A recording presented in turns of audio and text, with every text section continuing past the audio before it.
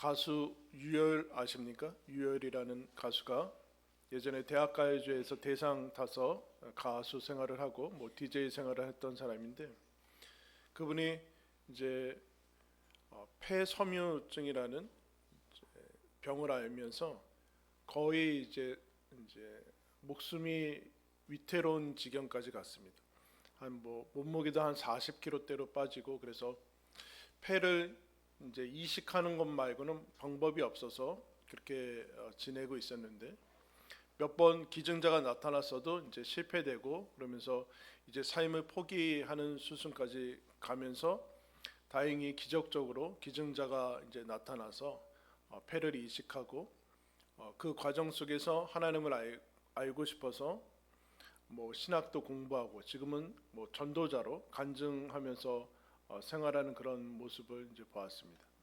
그분이 이제 긴 투병과 아픔 속에서 몇 가지를 얘기하는데, 그 과정 속에서 깊이 알게 된 것이 무엇이냐라고 하니까 삶은 선물이었습니다. 그렇게 얘기를 했습니다. 자기가 이제 살아온 것뿐만 아니라 이제 투병한 이후에 다시 몸이 회복된 모습으로 새로운 삶을 살게 되는데, 삶은 하나님이 주신 선물이구나라는 것을 이제 깊이 깨달아서 알고 있습니다.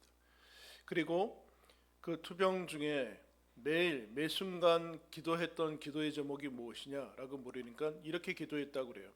주님, 제 손을 꼭 잡고 가주십시오. 오늘도 지금도 하나님 손잡아 주십시오 하면서 그렇게 그 기간을 견뎌왔다고 이제 고백을 했습니다. 그래서 인터뷰하면서 이제 마지막에 그 질문자가, 인터뷰하는 사람이 삶을 성찰할 수 있는, 이제 죽음에서 살아왔기 때문에 삶을 성찰할 수 있는 질문을 하나 주신다면 무엇이라고 질문을 하겠습니까? 라고 하니까 이렇게 말을 남겼습니다. 만약에 여러분에게 삶이 한 달이 남아있다면 무엇을 하시겠습니까? 그렇게 물었습니다. 여러분이라면 삶이 한 달이 남아있다면 무엇을 할 것이고 무엇을 하지 않을 겁니까? 가끔 질문하죠. 1년이 남았다면 뭐 할 것인가? 미뤄뒀던 거 할 것이 있을 것이고, 지금 하고 있는 거 정리하는 것이 있을 것이고, 안 하는 것들이 있을 것입니다. 그런데 아마 시간 낭비하고 그러지는 않을 겁니다. 그죠? 시간이 얼마 남지 않았으니까. 여러분, 질문을 던져야지 삶이 변화됩니다. 삶이 깨어집니다. 왜냐하면 질문을 던져야지 사람은 생각하기 때문에 그렇습니다. 그러나 아무런 질문이나 던진다고 사람이 생각하지는 않습니다. 질문을 좀 바꿔야 됩니다. 내 삶이 좀 변화되고 싶다면 질문을 바꿔야 됩니다. 오늘 우리가 읽은 말씀에 음식을 먹는다고 해서 잘 사는 것도 아니고, 음식을 안 먹는다고 해서 못 사는 것도 아니다. 그러면 잘 사는 것이란 무엇인가? 우리가 지난 시간에 살펴봤는데, 잘 살기 위해서는 그럼 질문을 잘 던져야 됩니다. 그러면 잘 살기 위해서 어떤 질문을 던져야 되는가 오늘 살피도록 하겠습니다. 9절 말씀 보시면, 그런즉 너희의 자유가 믿음이 약한 자들에게 걸려 넘어지게 하는 것이 되지 않도록 조심하라. 지금 우상의 제물에 대한 음식을 먹느냐 먹지 않느냐에 대해서 9장에 살피고 있는데, 우상은 아무것도 아니죠.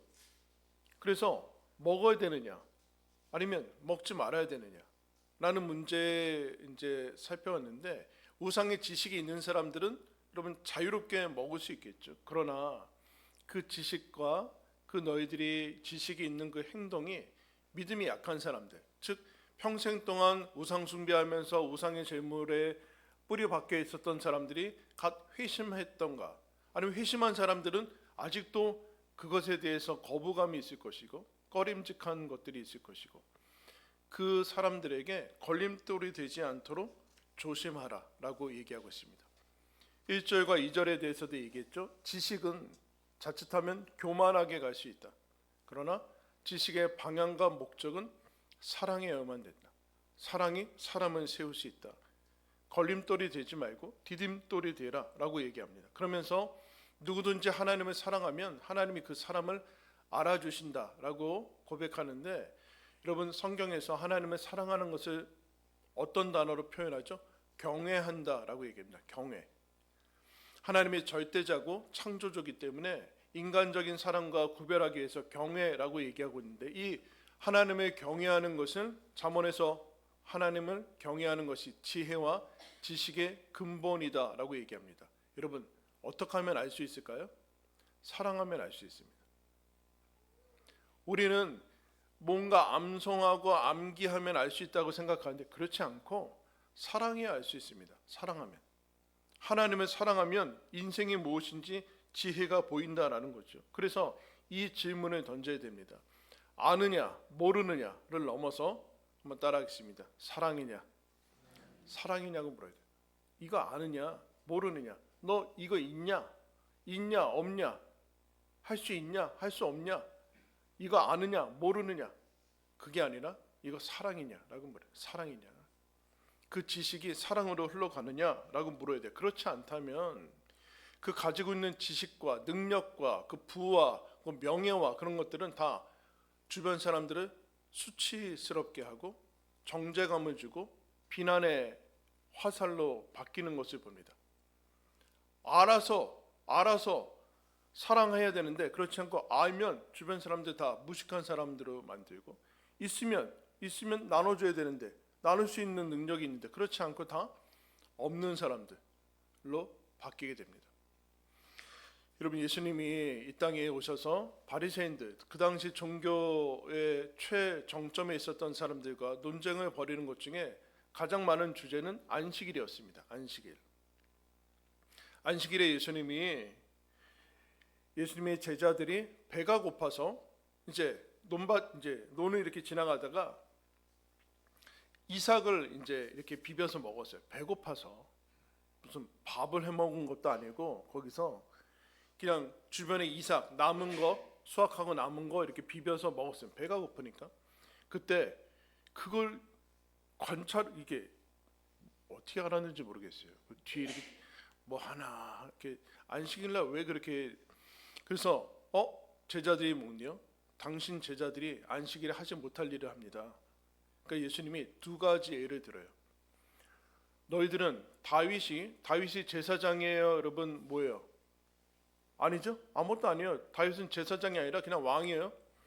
왕 되기 전에 다윗이 자기 사람들과 함께 제사장만 먹을 수 있는, 즉 하나님의 성전에 이제 올렸다가 나중에 빼거든요. 진설병 떡을 빼서 제사장들이 식량으로 삼는데, 배고파서 어느 날 제사장이 있는 성전에 도착합니다. 그러니까 제사장이 자기들이 먹는 떡을 줘서 그들의 허기를 채웁니다. 하나님이 뭐라고 했냐? 시비 걸었느냐? 진설병, 제사장만 먹을 수 있는 이 법을 다윗이 어겼다. 근데 하나님은 거기에 대해서 얘기하지 않았다.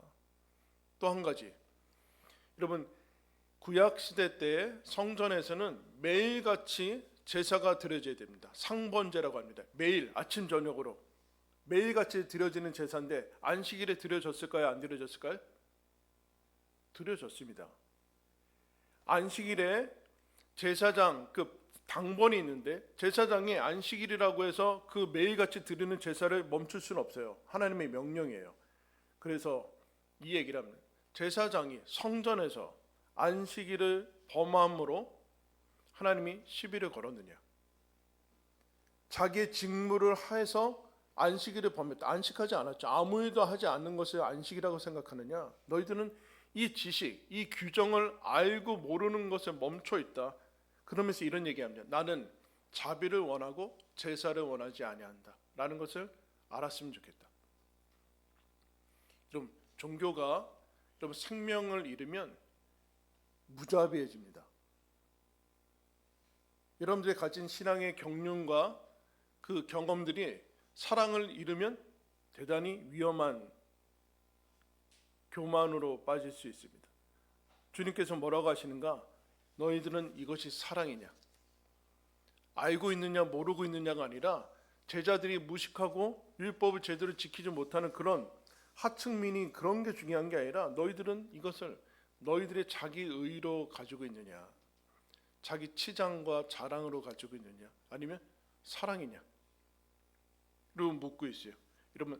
여러분들이 하는 말, 행동에 물으셔야 돼요. 사랑인가 이것이? 아니면 내 혈기인가? 내 자랑인가? 아니면 내 의견을 관철시키려는 것인가? 머뭇거려지면 멈춰야 돼요. 그런데 사랑인가? 라는 것에 오케이면 전진하셔도 됩니다. 여러분, 이 질문을 던지고 잘 살기를 축원합니다. 두 번째, 10절 말씀 보시면 지식 있는 내가 우상의 집에 앉아 먹는 것을 누구든지 보면 그 믿음이 약한 자들의 양심이 담력을 얻어 우상의 재물을 먹게 되지 않겠느냐. 그러면 내 지식으로 그 믿음이 약한 자가 멸망하나니 그는 그리스도께서 위하여 죽으신 형제라. 우상에, 여러분, 굳이 우상은 없잖아요. 우상이 없는 거니까 이 땅에 있는 모든 음식은 하나님이 주신 겁니다. 우상은 없어요. 근데 굳이 밥 먹으려고 우상의 집에, 우상한테 제사 드리는 그 집에 가서 밥 먹습니까? 밥 먹을 때가 그렇게 없어요? 거기가 맛집이에요? 그러고 있는 거예요. 이게 믿음을 과시하려고 하는 것인지, 우상은 없는 거 아니야, 가서 거기서 밥 먹으면 되지, 이러고 있는 거예요. 근데 평생 동안 거기 있다가 겨우 빠져나온 사람은 아직도 그게 깨름직하고 이상하고 저거 우상 있는 거라고 생각하는데, 그 사람들이 먹는 거 보고 다시 이전의 상태로 회귀할 가능성이 있는 것이죠. 대단히 위험한 일을 하는 겁니다. 그 믿음이 약한 자를 무엇이라고 정의했는가? 믿음이 약한 자는 한심하거나 저거 뭐 게으르거나 그렇게 정의하지 않고 11절 후반절에 이렇게 정의했습니다. 그리스도께서 위하여 죽은 자. 그리스도께서 위하여 죽은 자. 즉 예수님이 죽어서 대신 살려난 자. 그렇게 정의하고 있어요. 그런데 너희들은 그 지식으로 이 사람들을 걸려 넘어지게 하고 결국에는 다시 우상 숭배로 멸망하게 하는 길로, 빠지게 되는 길로 간다. 왜 그러는가? 맞다, 틀리다, 우상이 있다, 없다, 이것만 가지고 이런 질문만 던지면 되냐? 옳다, 그르다. 세상에는 맞다, 틀리다, 옳다, 그르다, O, X다, CC, BB 밖에는 없죠. 그거로는 아무런 일이 일어나지 않습니다. 어떤 질문을 던져야 되는가 묻겠습니다. 한번 따라하겠습니다. 살리는 것이냐? 너 그거 살리는 것이냐? 옳다, 그르다, 좋다, 넘어가야 된다. 어디로? 살리는 것이냐? 살리는 게 옳은 것이다. 그 다음에 아까 안식일 그 사건 뒤에 예수님이 또다시 이제 안식일 시비에 걸려 들어가는데, 그 사람들, 바리새인들과 이 사람들이 예수님이 안식일에 뭐 하나 이렇게 보고 있었거든요. 근데 한쪽이 이제 마비가 되어서 손 마른 사람이라고 표현했죠. 한쪽 마른 사람이 이제 나왔어요. 그 사람을 고쳐주나 안 고쳐주나 이렇게 유심히 봤거든요. 근데 예수님이 갑자기 이 사람을 보더니 갑자기 이상한 행동을 하세요. 그 사람한테 너 이 회중의 중앙으로 나오라, 그렇게 얘기하고 있어요. 여러분, 이거 평생 동안 자기 자신에 의해서, 사람들이 시선에 의해서 그 수치감과 그 얘기할 수 없는 부끄러움에 그 갇혀있던 사람이 회중 가운데 어떻게 올 수 있어요? 그럼 이거 얼마나 어려운 일입니까? 한번 가운데 나와 볼래요? 네? 어때요? 이거 어려운 일이에요. 근데 갑자기 예수님이 이 사람한테 무슨 창피를 주려고 하는 건가? 갑자기 너 가운데 와서 서라. 그럼 그 다음에 물어요.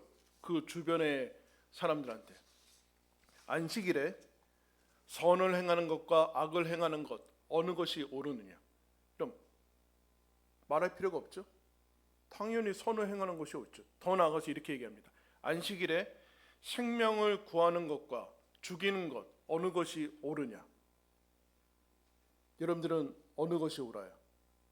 이 사람들은 생명을 구하건 아니건 아무것도 안 하는 게 옳다는 거예요. 지금 그게 옳은 게 아니라 생명을 구하는 것이 옳은 것이다. 그러면서 이 사람한테 하나 더 나가요. 네 손, 한쪽 마른 손을 내밀어라. 여러분 이거 어떻게 내밀어요? 여러분 수치를 내놓을 수 있어요? 네? 꽁꽁 감추고 사는 게 상처고 수치고, 그런데 그러면 여러분 그 수치와 상처는 이 은폐 속에서 자랍니다. 오픈하지 않으면 계속 자라요. 근데 예수님이 회중 가운데 서서 그 손마른 손을 내밀으래요. 이 사람이 내밀어요. 그때 고쳐주십니다. 그 다음에 무슨 일이 일어날까요?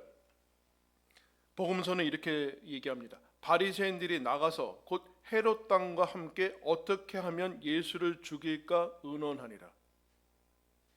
뭐 하고 있어요? 이들이 옳다는 거 아니에요. 지금 안식일을 범했다는 거 아닙니까? 그 지식과 그 오름이 어디로 가는가? 죽이는 의로 가고 있어요. 여러분, 세상에 하나님 없이 추구하는 의는 죽이는 의밖에 없습니다. 옳다는 거죠. 그 다음에 눈에 보이는 게 없어요. 다 죽이는 것밖에 없어요. 사실은 거짓말이죠.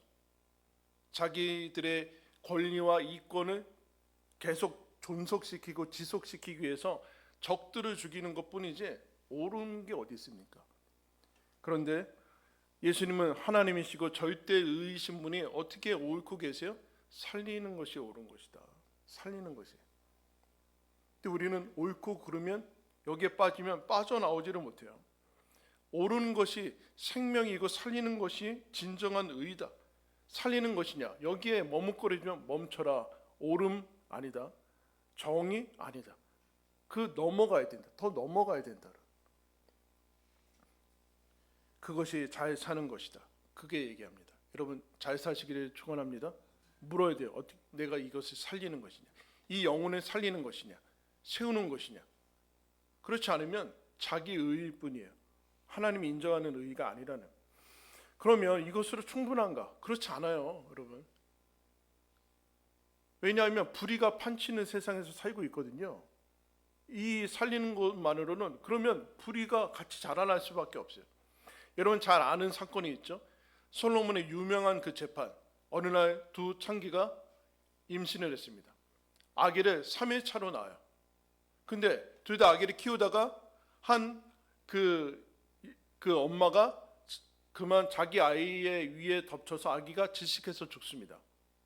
자기 아이가 죽은 거를 알고 옆에 있는 여인의 아기와 바꿔치기를 해요. 아침에 일어나 보니까 이 멀쩡한 살아있던 아기가 죽은 이 내 아이 아니다. 너 왜 내 아이랑 바꿨냐? 하면서 우리는 이 결론을 알고 있으니까 얘기하지만 그래서 재판에 나왔습니다. 서로 살아있는 아기가 자기 아이고 죽은 아이가 상대방 아기라고 우기고 있습니다. 여러분이라면 어떻게 할 거예요? 어떻게 할 거예요? 방법이 없죠. 잘 알다시피 솔로몬이 칼을 가지고 와라. 그리고 이 아기를 죽여서 둘로 나누라. 이렇게 얘기했습니다. 그러자 한 여인이 마음이 불붙는 것 같아서 왕에게 이렇게 얘기합니다. 내 주여, 산 아이를 그에게 저쪽 사람한테 주시고 아무쪼록 죽이지 마옵소서. 첫 번째 여인. 두 번째 여인은 맞습니다. 이 아이를 나눠서 저 사람 것도 되지 않게 하고 내 것도 되지 않게 해주십시오. 그럼 누가 어머니입니까? 저 사람한테 주십시오 라는 게 어머니죠. 그런데 여러분, 세상에서는 둘 다 첨예한 논쟁이 했으니까 어떻게 하는 게 옳습니까? 반으로 나누는 게 옳은 것이죠. 반반이 옳은 거예요. 이 사람한테 주고 저 사람한테 주는 게 옳은 거예요. 사람이니까 죽게 되지만 물건인 경우에는 나누게 되죠. 근데 잘 보세요. 저 사람 것도 되지 않게 하고 내 것도 되지 않게 해주십시오. 어차피 자기 아기는 없거든요. 그러니까 저 사람이 아기 있는 것도 못 보게 있는 거예요. 그러니까 다 같이 죽자 이거죠. 여기에 세상은 결론은 반반밖에는 결론을 내려주지 못해요. 그러면 어떻게 될까요? 진짜 엄마는 살리려면 어떻게 해야 돼요? 자기가 희생해야 돼요. 자기가 어머니인 걸 포기하면서 저 사람한테 주라고 해야 돼요. 그래야지 살아날 수 있어요. 이것이 없으면 살려낼 수 없어요.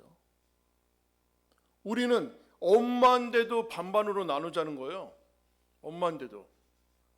그러니까 살려내는 사람들이 없는 거죠.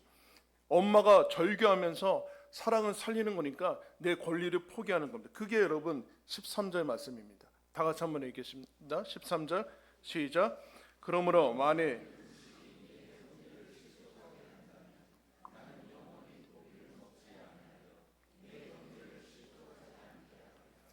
저는 자유를 사용하지 않겠습니다. 이런 구절에 너희의 자유라는 것에 1번 번호 붙어 있죠. 번호 없는 성경 있어요? 번호 있죠. 그 밑에 뭐라고 써 있어요?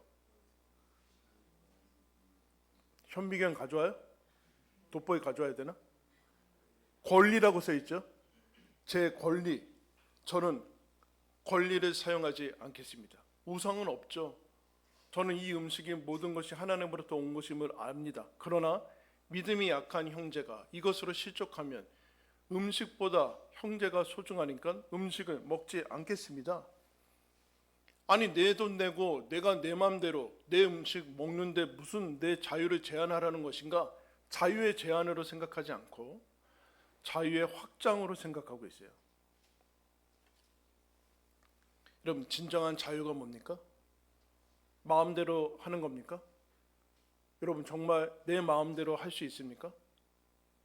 여러분 자유는 능력인데 자유의 능력을 갖추지 못한 사람은 자기가 원하는 대로 한다고 하지만 사실은 자기 욕망과 자기 근심과 걱정과 충동과 강박에 의해서만 움직입니다. 정말로 해야 되는 것을 하지 못합니다. 자유란 정말로 해야 되는 것을 할 수 있는 능력이 있는데 근데 이것을 어떻게 구별할 수 있는가? 자유를 가진 사람은 자유의 능력을 가진 사람은 하지 않을 수 있는가에 예스라고 할 수 있어야 됩니다. 하지 않을 수 있는가? 할 수 있지만 하지 않을 수 있는가? 하지 않을 수 없으면 뭐라고 불러요? 중독이라고 부릅니다, 여러분. 하지 않을 수 있으면 중독이라고 불러요. 다 자기 중독에 걸린 사람 뭐라고 그래요? 내가 마음만 먹으면 끊을 수 있다. 천만에 마음을 못 먹는데 뭘 끊기는 못 끊어요. 그러니까 그런 얘기 하는 거거든요. 못 끊으면 멈출 수 없으면 스스로 자원해서 스스로 브레이크를 걸지 못하면 자유는 아니죠. 종속되어 있는 겁니다. 자기가 착각하고 있는 것이죠. 내 자유를 스스로 제한하고 포기할 수 있느냐? 이 사람이 드디어 진정한 자유인일 뿐입니다. 자유인. 즉 내 통제 안에 있냐? 내 통제. 내 언더 컨트롤, 내 컨트롤 안에 있냐가 자유에 있는 거야. 내가 갈 수 있냐, 그리고 브레이크 걸 수 있느냐. 근데 어떤 사람은 고만 브레이크 없이 엑셀만 있는 사람이 자유롭다고 스스로 우기고 있죠. 그 사람은 그냥 충동에 움직이는 사람일 뿐입니다. 바울이 얘기합니다. 나는 이 자유를 더 중요한 내 형제와 사랑을 위해서 사용하겠습니다 라고 얘기합니다. 사랑을 위해서 사용하는 자유를 자유라고 합니다. 그런데 여러분 그러면 누구를 위해서 사용하는가? 형제를 위해서 사용한대요. 여러분 사도 바울의 자기 가족이 이렇게 많아요? 아니잖아요. 형제는 무엇인가? 11절의 후반절에 이렇게 얘기합니다. 그리스도께서 위하여 죽으신 형제, 그리스도께서 위하여 죽으신 사람. 옆에 사람 한번 보세요.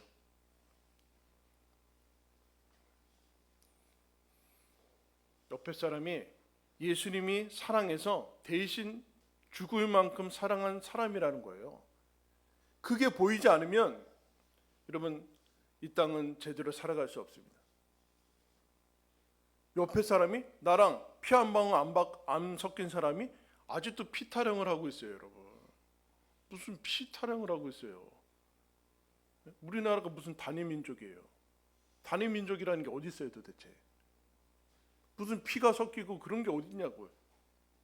그리스도의 피로 내 죄를 대신해서 죽으신 사람 위하여라고 해요. 위하다라는 뜻은 이렇게 사전적 정의입니다.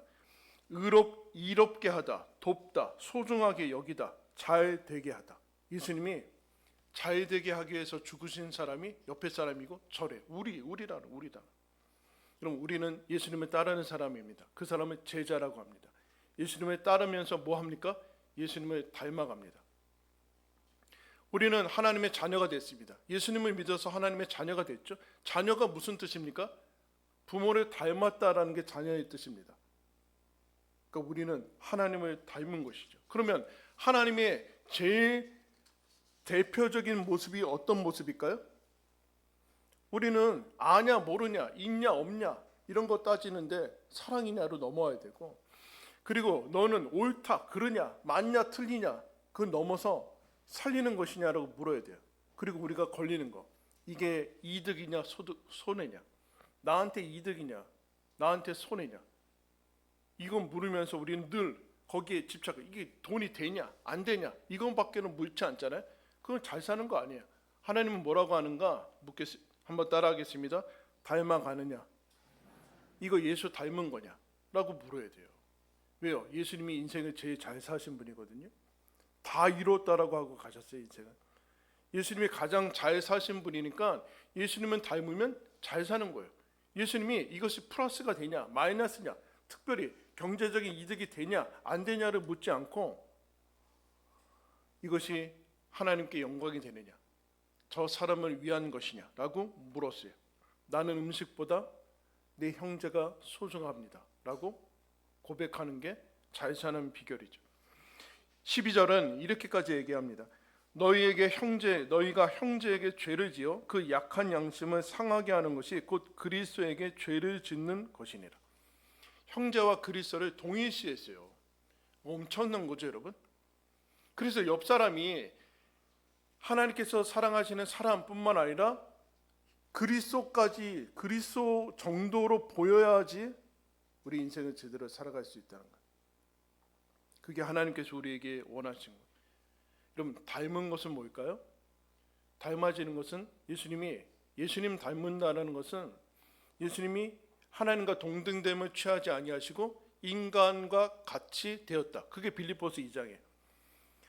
하나님이신데 하나님과 동등됨을 취하지 않고 인간과 같이, 사람들과 같이 되어서 우리와 함께 죄와 사망의 자리까지 가셨어요. 여러분, 이게 뭘까요? 억울한 거죠. 여러분, 아는 사람이 무식한 사람과 동등한 취급을 받는 것을 우리는 대단히 어렵습니다. 억울하죠. 나는 아닌데 못난 취급받는 거 어려워요. 근데 여러분, 이 얘기하는 거예요. 너가 못 먹으면 나도 먹지 않겠다. 그 얘기하는 거예요. 너가 먹을 수 있을 때까지 내가 기다리겠다. 이런 부모가 그런 거 아닙니까? 자녀가 못 먹는데 자기 혼자 막 먹어요? 네가 네 인생 네가 알아서 사는 거지 뭐. 그럽니까? 그렇지 않죠. 네가 못 먹으면 나도 안 먹을랜다. 이렇게 가는 거죠. 근데 자유를 착각하는 사람은 네가 먹든지 안 먹든지 나만 먹으면 된다고 그렇게 살아가는. 근데 예수님이 그렇게 하지 않고 종의 형체까지 가지시고 십자가에서 자기를 죽으셨다. 그렇게 얘기하고 있습니다. 예수님처럼 기꺼이 낮아지면서 기꺼이 같아지는 삶, 그게 여러분 예수님을 닮아가는 거예요. 믿음이 연약한 형제를 위해서 기꺼이 믿음이 연약한 모습을 잠깐 같이 살아가는 삶, 같이 낮아지는 거, 그게 여러분 우리는, 세상은 이것을 손해라고 얘기해요. 손해. 저 사람 때문에 내가 손해보고 희생했다. 그런데 하나님을 믿는 사람들은 이것을 사랑이라고 하고 기쁨이라고 합니다. 여러분, 부부가 서로를 위해서 기꺼이 약해질 때 그때 사랑할 수 있습니다. 우리 어제 결혼하신 신혼부부 남편 아내 앞에서 약해지셔야 됩니다. 그게 사랑이죠. 부모가 기꺼이 자녀 앞에서 약해질 수 있을 때 그걸 사랑이라고 합니다. 예수님이 약해지셨습니다. 죄인과 같이 되셨습니다. 고린도후서 11장 29절에 바울이 이렇게 얘기합니다. 누가 약하면 내가 약하지 아니하며 누가 실족하게 되면 내가 애타지 아니하더냐. 그럼 사도 바울이 뭐 아실 게 뭐가 있어요? 천국 갔다 왔지, 부활하신 예수님 만났지, 사도로 부름을 받았지, 성경을 쓴 사람이 내가 믿음이 얼마나 강한데 못난 사람하고 같이 대접을 받습니까? 그러나 너희들이 약하면 나는 약하고 전전긍긍하고 불안해하고 애타하고 계속해서 눌리고 고린도 교회가 제일 속썩였는데 제일 많이 눌리고 그렇게 했다. 난 너희들과 달라 이렇게 하지 않았다. 이렇게 하지 않았다. 기꺼이 아픈 형제들 가운데 들어가서 같이 아파하고 같이 울고 같이 애통해하고 같이 못나고 하는 것을 했다. 그럼 그게 잘 사는 거다. 그게 잘 사는 거다. 사랑하는 성도 여러분, 여러분에게 무엇이 있으면, 지식이 있으면 가르쳐 주십시오. 그리고 할 수 있으면 도와주십시오. 있는 것 있으면 나눠 주십시오. 그래서 밑에서 받쳐주시고 뒤에서 밀어주시고 앞에서 끌어주시고 아파하면 함께 울어주시고 세워주시고 연약한 사람들, 무식한 사람들, 힘이 없는 사람들, 여러분 세상은 바로 무시하거든요. 무시하고 못난 취급하고 그러는데 그러지 마시고 그리스도께서 사랑하신 사람이라는 그 눈을 가지고 살아가십시오. 그게 잘 살아가는 삶입니다. 여러분 잘 살아가고 싶으십니까? 그러면 질문을 던지셔야 됩니다. 이것이 사랑인가?